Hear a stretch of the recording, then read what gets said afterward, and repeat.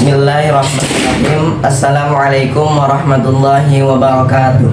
Alhamdulillahilladzi khalaqana min nafsin wahidatin wa khalaqa minha zawjaha wa batha minhuma rijalan wa nisaa'a.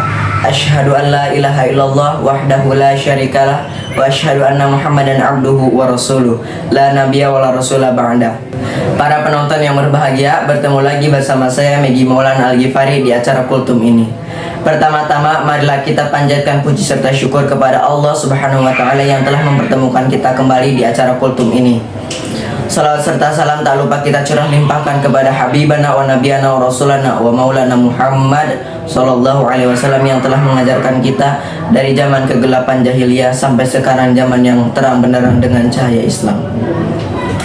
Pada hari ini izinkan saya berceramah sedikit tentang apa yang telah saya pahami yang berjudul keutamaan makan sahur. Jadi sahur itu ada keutamaannya loh. Meskipun hukum sahur itu adalah sunnah, akan tetapi di dalamnya banyak sekali keberkahan yang sayang untuk dilewatkan. Mengutip hadis Nabi yang diriwayatkan dari Anas bin Malik radhiyallahu anhu, Rasulullah SAW pernah bersabda, makanlah sahur karena sesungguhnya di dalamnya terdapat banyak keberkahan. Hadis riwayat Bukhari dan Muslim. Jadi apa aja sih keutamaan sahur itu? Yang pertama, sebagai bekal energi tubuh. Salah satu keutamaan puasa adalah sebagai bekal energi tubuh. Kita sebagai orang muslim dituntut untuk menahan lapar dan juga haus dari terbit fajar sampai matahari tenggelam.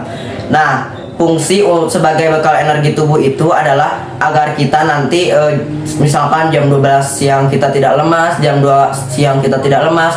Fungsi sahur juga agar kita akan lebih banyak melakukan aktivitas dan juga kita tidak akan lemas dan juga bermalas-malasan karena puasa. Yang kedua adalah mendekatkan waktu ibadah. Maksudnya apa sih mendekatkan waktu ibadah? Mendekatkan waktu ibadah karena sahur yang dilakukan sebelum subuh memungkinkan kita untuk melaksanakan sholat tahajud, sholat sunnah witir, sholat sunnah taubat, dan banyak sholat sunnah yang lainnya yang bisa kita lakukan. Dan yang paling penting adalah kita bisa melakukan sholat subuh berjamaah lebih awal dari biasanya. Biasanya misalkan kita bangun jam setengah 6 baru kita sholat subuh, atau misalkan kita bangun jam 5 lebih baru kita sholat subuh. Nah, ketika kita puasa, karena sahur dilakukannya sebelum subuh, memungkinkannya kita untuk melaksanakan sholat subuh berjamaah lebih awal dari biasanya. Yang ketiga adalah Allah Subhanahu wa Ta'ala dan para malaikatnya bersolawat kepada orang yang sahur.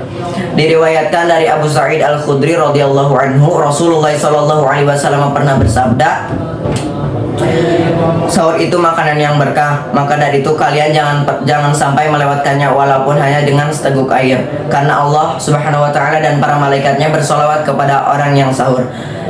Jadi meskipun kita misalkan semenit lagi kita baru bangun menuju imsak, kita jangan sampai telat untuk melaksanakan sahur, karena itu tuh sayang sekali. Rasulullah SAW sampai menyuruh kita untuk minum hanya dengan seteguk air saja karena sayang untuk dilewatkan.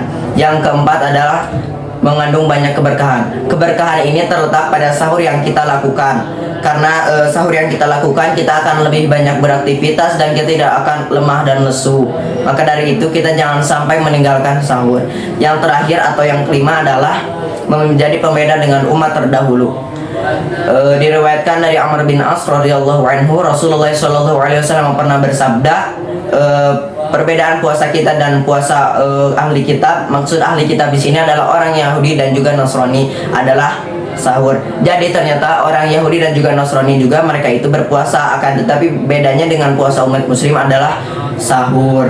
Dan juga puasa kita dituju untuk Allah Subhanahu wa Ta'ala. Mungkin sekian yang dapat saya sampaikan. Maaf apabila ada kesalahan, karena kesalahan datanya dari saya pribadi dan kebenaran datanya dari Allah semata. Akhirul qauli wassalamualaikum warahmatullahi wabarakatuh.